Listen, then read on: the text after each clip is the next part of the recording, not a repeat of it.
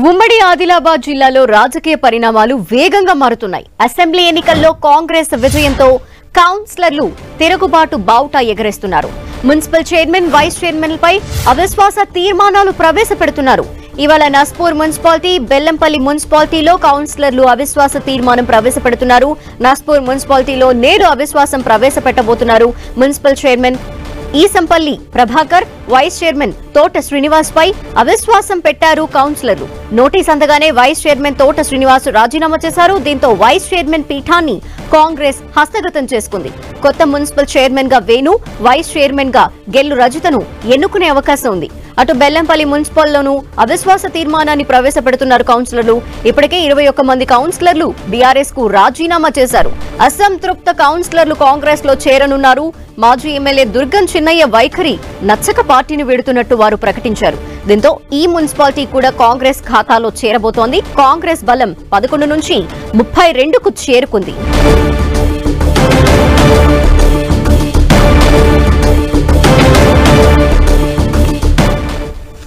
మరిన్ని డీటెయిల్స్ మా ప్రతినిధి ప్రేమ్ సాగర్ అందిస్తారు. ప్రేమ్ సాగర్.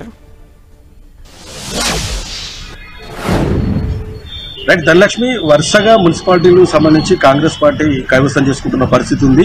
కొత్తగా ఏర్పడిన మంచిర్యాల జిల్లాకు సంబంధించి 3 అసెంబ్లీ నియోజకవర్గాల్లో ఇప్పటికే కాంగ్రెస్ పార్టీకి సంబంధించిన ఎమ్మెల్యేలు గెలుపొందిన నేపథ్యంలో చాలా చురుగ్గా పావులు కదుపుతున్నారు. అక్కడ నిన్న చూశాం, మంచిర్యాలకు సంబంధించిన మున్సిపాలిటీ కాంగ్రెస్ పార్టీ సునాయాసంగా కైవసం చేసుకున్న నేపథ్యంలో ఈరోజు మంచిర్యాల జిల్లాకు సంబంధించి బెల్లంపల్లి, నస్పూర్ సంబంధించిన 2 మున్సిపాలిటీల అవిశ్వాసాలు ప్రారంభమయ్యాయి. కాసేపటి క్రితమే నస్పూర్ సంబంధించిన మున్సిపాలిటీని కాంగ్రెస్ పార్టీ హస్తగతం చేసుకుంది.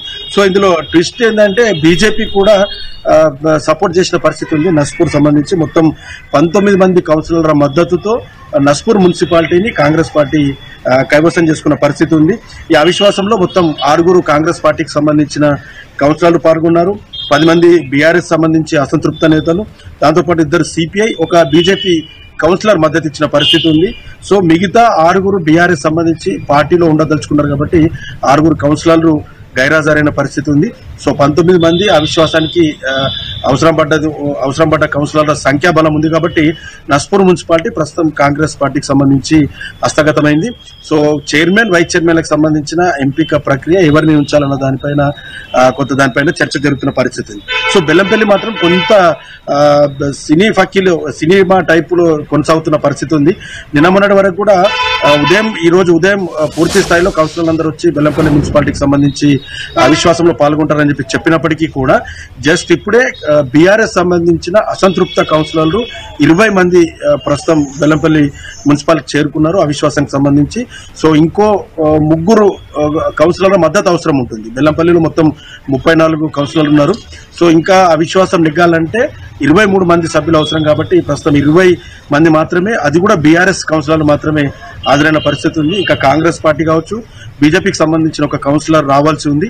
సో వాళ్ళు వస్తే మరో 1-2 గంటల్లో బెల్లంపల్లికి సంబంధించిన మున్సిపాలిటీ కూడా కాంగ్రెస్ పార్టీకి సంబంధించి హస్తగతం కాబోతుందని చెప్పేసి కూడా మనకు చాలా స్పష్టమైంది. అయితే ప్రతిరోజు వింటున్నాం కౌన్సిలర్లకి సంబంధించి అసంతృప్తి, అలాగే వారి అవిశ్వాస తీర్మానాలు ప్రవేశపెట్టడం. ఈ నేపథ్యంలో బీఆర్ఎస్ అధిష్టానం ఏ విధంగా రెస్పాండ్ అవుతోంది? కార్యాచరణ ఏమైనా ప్రకటించబోతోందా? రైట్, ఖచ్చితంగా. ఎందుకంటే బీఆర్ఎస్ సంబంధించి ప్రస్తుతం ఉన్నది కాన్స్టిట్యున్సీలో ఓడిపోయిన ఎమ్మెల్యేలే నియోజకవర్గానికి ఇన్ఛార్జిగా ఉన్నారు.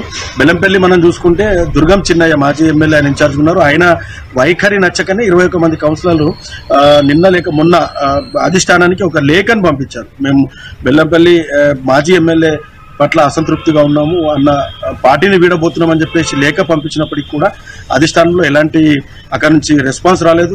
సేమ్ మంచిర్యాల కూడా అంతే. మంచిర్యాల కూడా ఎమ్మెల్యే కావచ్చు, ఆయన కొడుకుకు సంబంధించి దివాకర్ రావు ఎమ్మెల్యే, మాజీ ఎమ్మెల్యేకి సంబంధించి ఆయన పైన కూడా పూర్తి అసంతృప్తితో ఉండి చాలా మంది బీఆర్ఎస్ పార్టీని కౌన్సిలర్లు అందరూ కూడా కాంగ్రెస్ పార్టీలో చేరిన నేపథ్యం, దాంతో కాంగ్రెస్ బలం ఒక్కసారిగా వెలిగిపోయింది. సో నస్పూర్ కూడా సేమ్ అదే. అక్కడ చెన్నూరు మాజీ ఎమ్మెల్యే బాల్కా సుమన్, సో ఆయన ఓడిపోయిన నుంచి కూడా కాన్స్టిట్యున్సీకి ఇప్పటివరకు ఒక్కసారి వచ్చిపోయారు. ఆ తర్వాత టచ్లో లేరు.